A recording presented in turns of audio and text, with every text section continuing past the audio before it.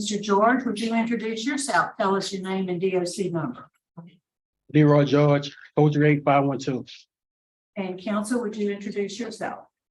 Good morning, Ms. Renata. Jane Hogan on behalf of Leroy George. I will make a statement at the end of the hearing with the committee's approval. Okay, thank you. And for your both of your information, board member Bonnie Jackson has recused herself from participating. She served as the judge in Mr. George's case. So there'll be 4 members today, and it will require unanimous. Before we get started, we have quite a few folks who have joined us. I'd like to just recognize them. Here with us in opposition, we have Linda Burkett, Tamika Richardson, Tanya Harron, Chiquita Brock by Zoom, Trey Brock, Keisha Renee, Doran Humphrey, Latarsha Reed, Tanya Young, Condra Bro. Also here is Robin Smith, Angela Thompson, Lauren Lane, Ronya Lane, Kenesha Brock, and then by Zoom, Elisa Giles. In support, we have Leonard Holden, Tyrone Thomas, Tanisha Hawkins, Leroy George Sr., Troy Glover, Travis Bird, Angela Hawkins, James Jarvis, Greg Hawkins, Christy Hawkins, Marquita Hawkins, Katisha Jarvis, Alvin Johnson, and Gloria Bird. We also have a representative from the DA's office in East Baton Rouge Parish who will be speaking in opposition at the appropriate time. First, Mr. George, let me read some identifying information into the record, then I'm going to turn it over to Mr. Marabella. Your case has been assigned to him. Yes, sir. He'll take the lead on the interview. So, Mr. George, as stated, your DOC number is 438512. You're here before the pardon board this morning, seeking a commutation of your sentence. You were sentenced in the 19th Judicial District, East Baton Rouge Parish, on April 12, 2002, for 5 counts of first-degree murder. You were sentenced to life on each count, running concurrently, without benefit, probation, parole, or suspension of sentence. So that's 5 life sentences all running together. Is that information correct, Mr. George? Yes, ma'am. All right, would you answer Mr. Marabella, please? Good morning, Mr. George. How are you? Can you hear me okay? Yes, sir. I'm doing all right. Just a little nervous. How about yourself? I'm doing well, thank you. Mr. George, how old are you, sir? I'm 45 years old. How long have you been in prison on these charges? I've been incarcerated 24 years. So you were 21 at the time these crimes occurred? Yes, sir. Tell me a little bit about who you were at 21 years old. How far had you gone in school? I graduated out of high school. I completed 12th grade. At 21 years of age, I was a young man that, was offered to a lot of partying and, a lot of irresponsibility. I had a lot of mixed emotions going on in my life. Okay. At the time. Let's talk a little bit about that, okay? Were you working? Yes, sir. What kind of job did you have? I worked at Associated Groceries. Okay, and what did you do at Associated Groceries? I drove the forklift,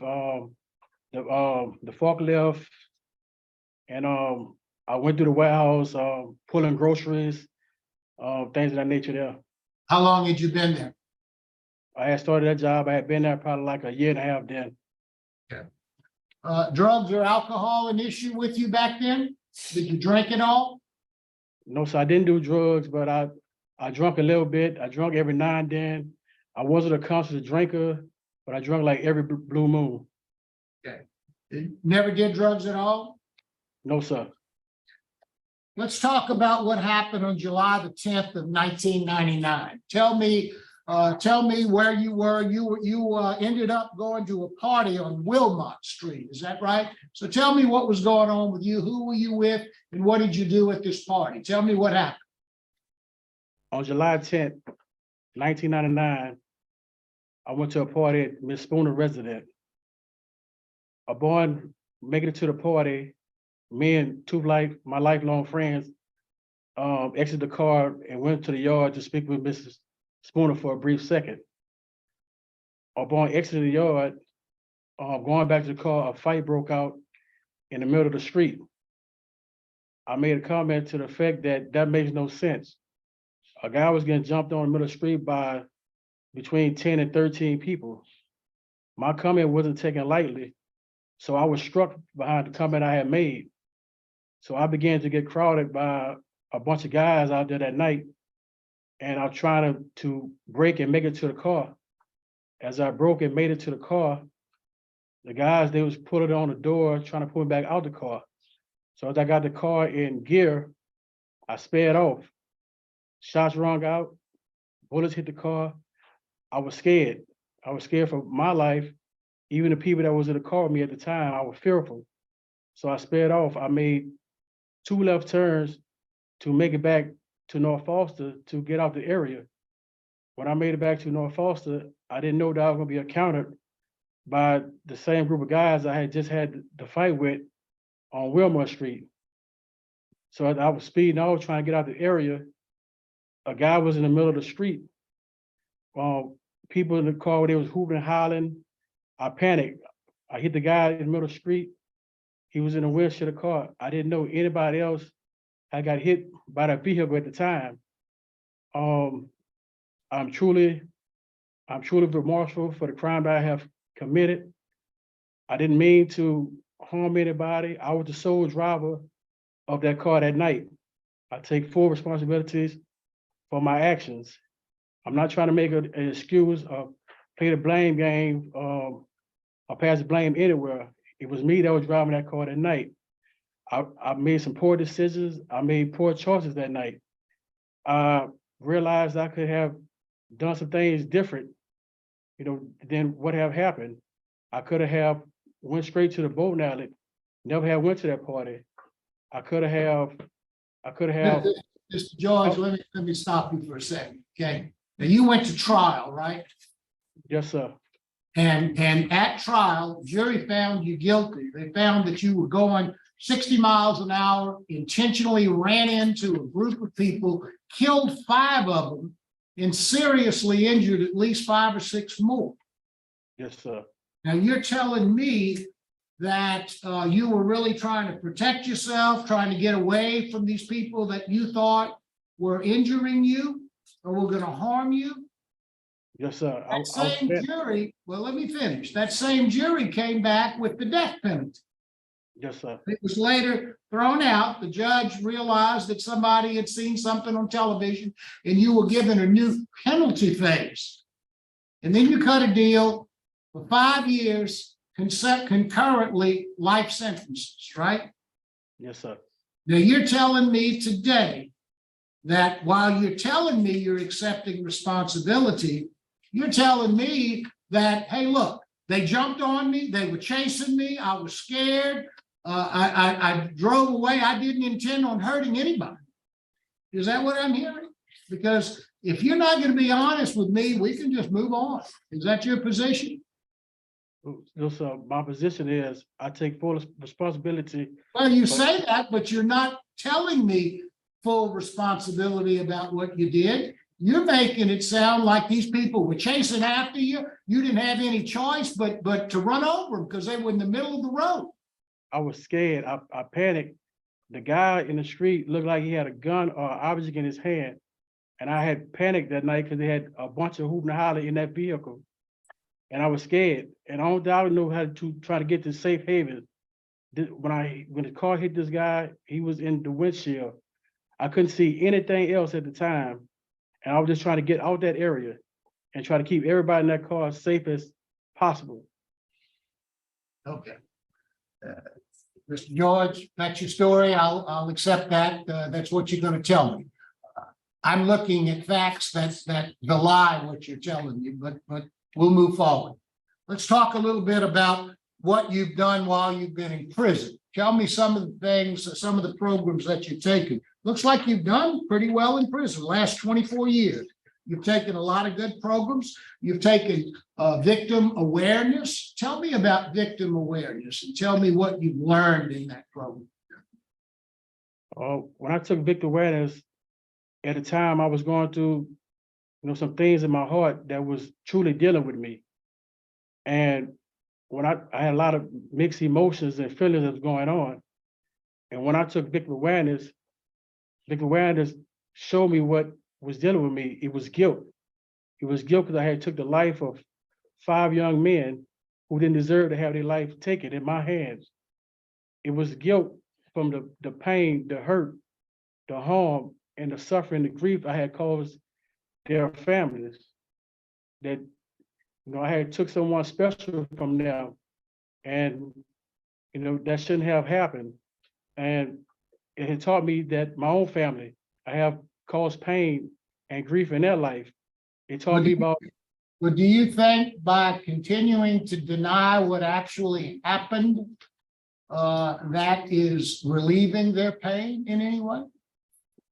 No, sir. I'm not denying anything that happened that night. What I'm telling you is what happened that night.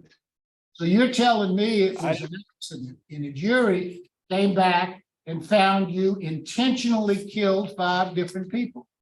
And your Right. story today is that it was an accident, basically. Right. It was an accident because everything happened in my hand. I was the sole driver of that car. With nobody else driving that car. I drove that car. I end up hitting some people, and I take full responsibility for that. Now, you've taken a lot of good vocational programs. Tell me a little bit about the vocational programs that you've taken. Welding, you've taken welding. Tell me about those things that you've taken while you've been in prison. I have been a Class A trustee for 13 years here in Angola.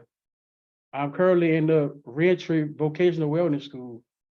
I have obtained my level 1 certification and currently working on my level 2 certification.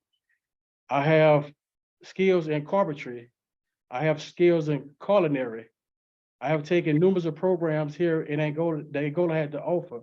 I've taken victim awareness. I've taken Thinking for a Change. I've taken 100 hour What substance did you abuse. learn? What did you learn in Thinking for a Change? What did that program help you with? Thinking for a Change taught me not to just act. It taught me to stop and think. Think before I act, to make rational decisions. I think before I act now. I make sound decisions. It taught me to remain in control of my actions. I don't have to just, think. That's something that Thinking for a Change that taught me. Taking a lot of faith-based programs as well. Tell me about your work in the faith-based programs. My faith-based program has really, taught me to be, to humble me. It taught me to, be obedient. As you can see over the years, I have, stayed away from the write-ups here in Angola. It taught me to, be a better man, to go out and, help the guys in the community. Those things that faith-based taught me. It taught me to the well-being of God, put God first in everything that I do. You've got a low tiger. You've had 2 write-ups since you've been in prison. Your last one was in 2003, I believe. Is that right? So you've been a good person. You've been, you've adjusted well while you've been in prison. You've learned a lot of things. Is that fair to say? Yes, sir. You have unanimous opposition from law enforcement. You have pretty much unanimous opposition from the victims' families in this case. What would you say to them today? What would you say to the family of the victims who've lost the lives of 5 young men and 5 or 6 more people seriously injured? What would you say?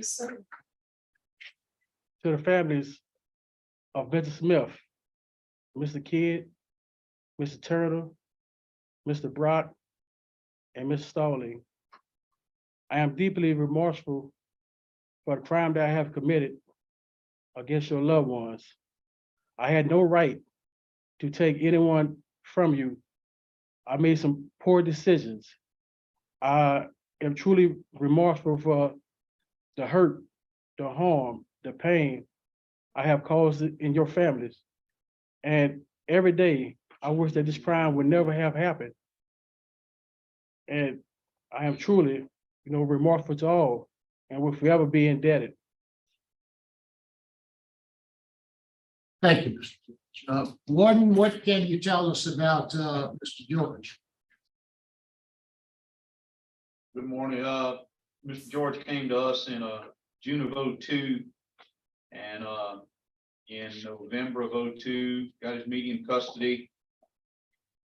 Not too long after he attained his 10 years with us, which was at the time and still is a means as far as him getting into a minimum custody setting. He went to a minimum C, in 14 a min B.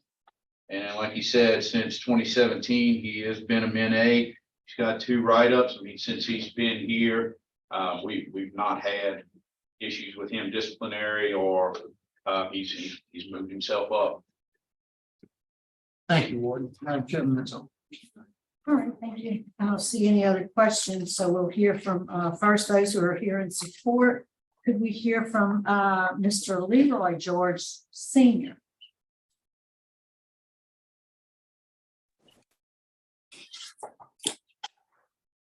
Can you hear me? Sir, we can. Yes. Leroy George is a valuable member to the family. He regrets all what he have done. And I see a positive life in him if he should be released from prison. The churches here that I have been going to, they support him, as well as some of my neighbors here, they support him also. And my 3 stepsons support him. We're all trying to look for jobs for him and stuff of that nature, but Florida, they would not accept the employment sheet that was given to me. They say he would have to be out in order to get a job here in Florida. So we all looking forward to him being released, and I pray that y'all will look favorable and give him and grant him clemency, pardon. Thank you, Mr. George. We appreciate you speaking with us this morning. You're welcome. Also, on Zoom is Mr. Travis Bird. He didn't log in. Okay, so we're missing him. Katisha Jarvis. Just stay there. Good morning. How are you guys doing today? Morning. Thanks for asking. I want to just start off first by saying that we too, as the family, is very remorseful that we all are in this predicament. And I say we all because, we love our loved ones and we all support the people that's in our family. So I want to start off by saying that from us as Leroy's family, we are remorseful as well. We feel pain, on both sides as well. So to the families, we are with you guys as well. Tino is I call him Tino. Leroy Jordan, he's my first cousin.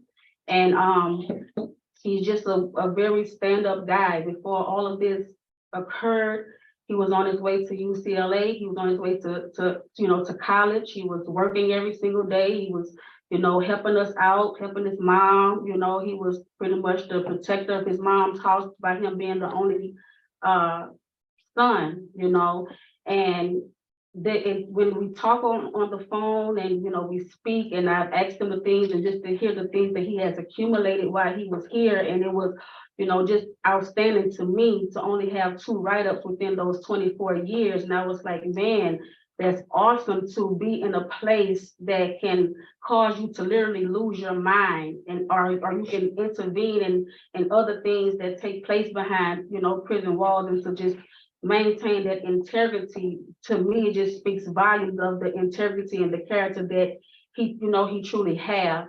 And I just pray that, it's a great outcome. I also pray for the families that have lost their loved ones as well, because we too have lost on this side as well. And I'm just gonna leave with this. If all of us that's viewing from this side, that side, all of us that's in the room, if we can look in our own self life, us too, everyone that's on the earth that can make sound decisions, whether good or bad, we all have been in a place where we should have been, or decisions that we could have gone another way with our mind. The difference is we're just not sitting in his seat. And I'm a very spiritual person. And my thing is, when we do things, we want forgiveness, we want compassion, we want mercy, from when we do things. And so for us to extend forgiveness, for us to extend grace, and I'm not saying that it's an easy thing to forgive. I'm not saying it is an easy thing to show compassion or to show mercy. But again, I'm a person of faith. I'm a person that follows the word of God. And, some of us may follow, some of us may not, but he told us to forgive, that we may be forgiven. If we're all trying to make it into an eternal place, which is everlasting life, to see Jesus Christ, our Savior, then how will he forgive us if we don't forgive others? And again, I'm remorseful. The family, we're hurting for you guys, as well as we're hurting on this side too. And he's just a phenomenal guy. Before all of this, happened, no one wake up in the morning and expect their life to change in a drastic way. Life throws us balls that we not looking for. We just pick up the pieces and move on with our life. And like his dad spoke, we just hope that the families can find it in their heart to forgive, and as he forgives himself for what has taken place. And I'm deeply sorry for the situation that everyone is in. Thank you, Ms. Jarvis. We appreciate your remarks. Okay, we do, I've been told Ms. Travis Bird has logged in, so we'd like to hear from him at this time.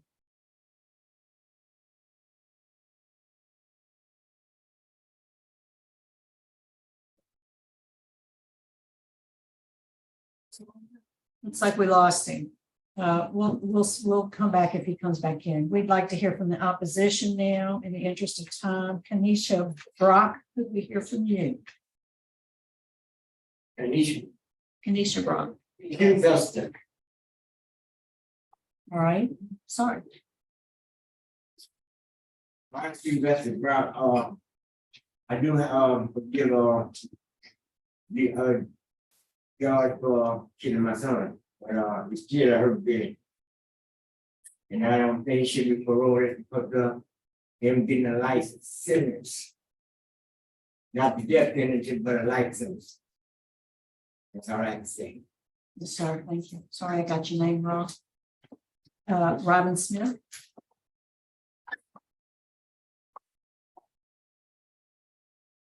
Morning. I'm thankful for this opportunity. I wrote down my thoughts like standing trade. I'm here today to speak on behalf of my one and only son, Emerson. He did not deserve to die the way that he did, but his head just big as a mess. Mr. Leroy Josh took something from me that was so very precious. He chose to hit my son with a Delta 88 on the day after his 15th birthday. I chose to forgive him in 1999 because I know that if I don't forgive, I won't be forgiven. I will be walking around in my own prison because unforgiveness is like me taking the poison and expecting another person to die.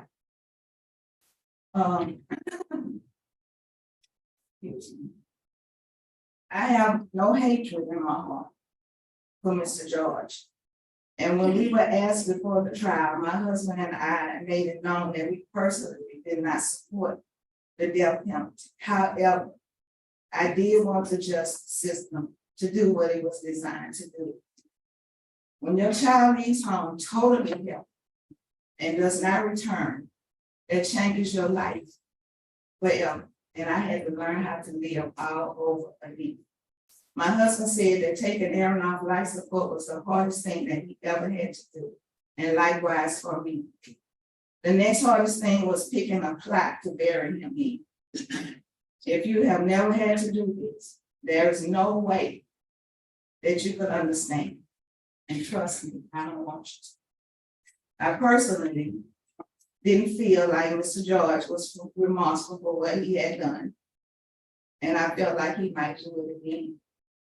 His mouth said it, but mouth can say anything. I do not know if Mr. George has changed or been rehabilitated. A few courses of good and good behavior cannot change a person's heart. My prayer is that he has repented and had a change of heart. And that way, he can be free even behind prison walls. That's between him and God. There are some things that I have no control over. One was stopping what happened to my child, and another is deciding that Mr. George will ever be released from prison. What he did on July 10, 1999 was horrific, and the lives of my family and so many other people were upended. The good that came out of it for me was a grief support group that I established in 2001. I still stand on what I said back then, that the justice system prevailed. He was spared from the death penalty, and his current sentence fits the crimes that he committed. If the board decides to recommend commutation for Mr. George's sentence to life with possibility of parole, then I will have to deal with it. But on behalf of my son,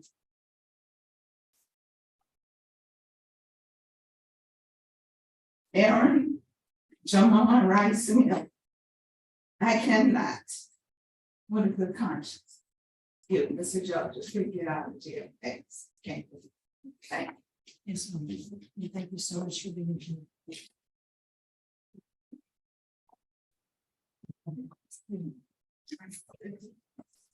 Okay, we're gonna go hear from the DA's office, Ms. Barbera. Good morning. Thank you, Chairman Renata. Again, Tracy Barbera for the state of Louisiana. As Mr. Marabella so adequately pointed out, 12 members of a jury found that Mr. George had the specific criminal intent requisite for the crime of first-degree murder. And it is our position that even without his lack of candor about his intent that night, the underlying facts and circumstances of this case, the trail of torture that was left behind for these family members speaks for itself, in that 23, 24 years is just not enough time in prison for what he did. And we do respectfully ask that his request for commutation of sentence be denied. Thank you. Thank you. We appreciate it. All right. Mr. George, before we turn it over to Ms. Hogan, is there anything you'd like to tell us? Yeah. I am truly remarkable to all the family members that have lost their loved ones to the crime I have committed. I take full responsibility for the crime that I have committed and everything that happened that night. No one should have to lose their child at the hands of another. I am truly remorseful. I apologize. I am truly apologetic to all who have been hurt or harmed by my sinless act, to be a responsible individual. I would like to, apologize to my family for the hurt I have caused them. Also to law enforcement, I had no right to be a burden on them for the work that they do in the community. I would like to thank DOC for the programs that they have afforded me with to continue to be a better individual. And I would like to thank the members of the board for this opportunity. Thank you. Yes, sir. Thank you. Ms. Hogan?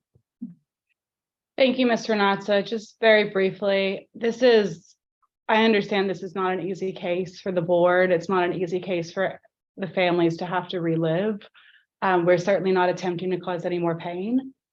I did attach to my brief an excerpt of a commissioner's report that outlines some pertinent facts, and while it's not relevant to the ultimate question of whether Mr. George should be granted clemency, I do think that some of the underlying factors are important, namely that Mr. George had gone to a party with not just his 2 lifelong friends, but also his sister, who suffers from sickle cell anemia, and his cousin, who's his female cousin. It's undisputed that Mr. George didn't start a fight. It's undisputed that Mr. George was attacked by a group of people. It's undisputed that as he was fleeing the scene, shots were fired and there were bullet holes found in his car. There was never any allegation or proof that there was anybody in Mr. George's car who had a gun, because nobody had a gun. And Mr. George was unfamiliar with this area. He made 2 left turns. Had he gone right instead of left, we wouldn't be here. Had he not fled the scene, he or somebody in his car might have gotten struck by a bullet. And so it's not as though Mr. George woke up one day and just decided to do something malicious. This was a tragic circumstance. I can't imagine how I would have reacted in such a situation. And Mr. George is not saying any of this. He's not attempting to not own up to his responsibility. He was the sole driver that night. He knows that this all happened because he was driving a car, because he went to this party, because he was driving. He was just trying to get away, but it was ultimately on him. And so he does take responsibility for that.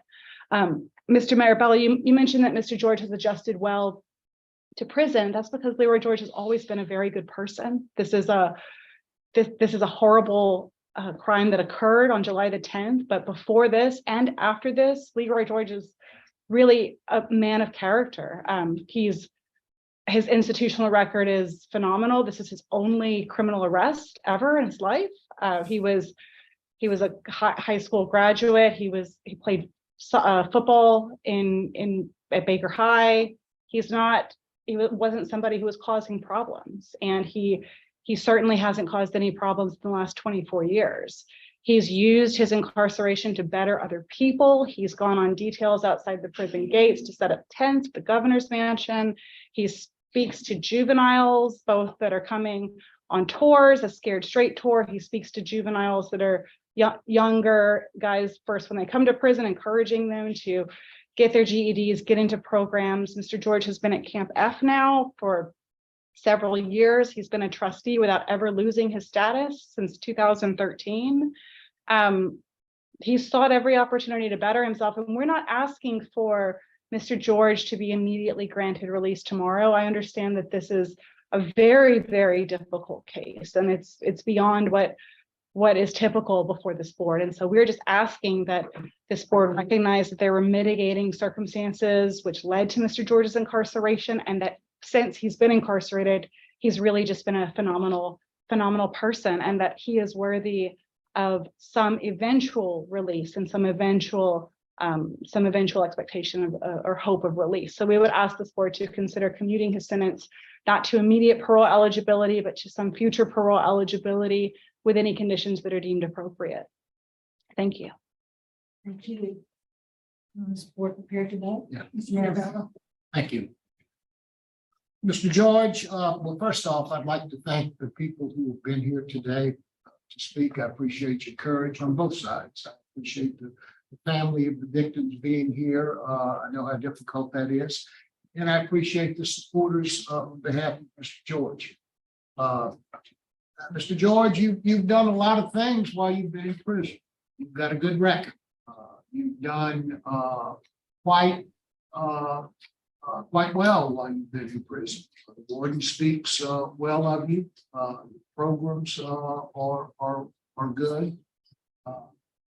I'm not so sure you were totally honest with me. I'm not so sure that you have really accepted what you did that night and how it happened.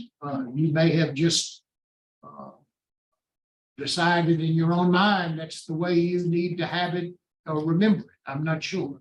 But the bottom line is you killed 5 people and you were convicted by a jury. First degree murder, 5 counts, first degree murder. And those families continue to suffer today. And you have been in prison for 24 years. 5 murders, that, in my opinion, is just not sufficient time. I think that you're working hard. I think you're doing things. You're a young man. You're 45 years old. There'll come a time when you do get some relief. But for me today, based upon law enforcement opposition, based upon the horrible crime in this case, the number of victims in this case, victims' opposition in this case, my vote today would be to deny your relief. Mr. Freeman? I also want to thank the families on both sides for showing up today. We really do appreciate it. I know it's hard on you. And I concur with everything Mr. Marabella said in my vote. Mr. Russia? Thank you, Madam Chairman. Mr. George. The crime you committed in the eyes of the jury was premeditated, or they wouldn't come down with a first degree murder charge. 24 years is totally insufficient for the magnitude and the nature of the crime that you committed. I heard Ms. Hogan when she said that you deserve a chance and we can delay your release to future years. But under Louisiana law, if I commute to 40 years to 99 years with parole eligibility after 40 years, you automatically become eligible under Act 122. That is the main reason that I'm not voting to grant you, because I can commute your sentence a number of years with parole eligibility after any number. You're 45 years old, you've served 20 years, you'll become immediately eligible. Based on that, law enforcement opposition, victim opposition, I deny your request. Mr. Russia? Mr. George, I want to thank you for the community service work you do within the prison, your own community. Warden Falvey, you said you've done some community service work outside the prison, and I want to commend you for that. I think you should feel pretty good today in that you heard that Mr. Brock, both Mr. Brock and Ms. Smith have forgiven you, although they maintain their opposition, but that ought to give you some relief. I do agree with my colleagues that 24 years is insufficient for the harm you've caused. So my vote today is to deny your application. So, sir, today your application for clemency has been denied. Keep doing the good work. Good luck to you, sir. All right, thank you. Thank you.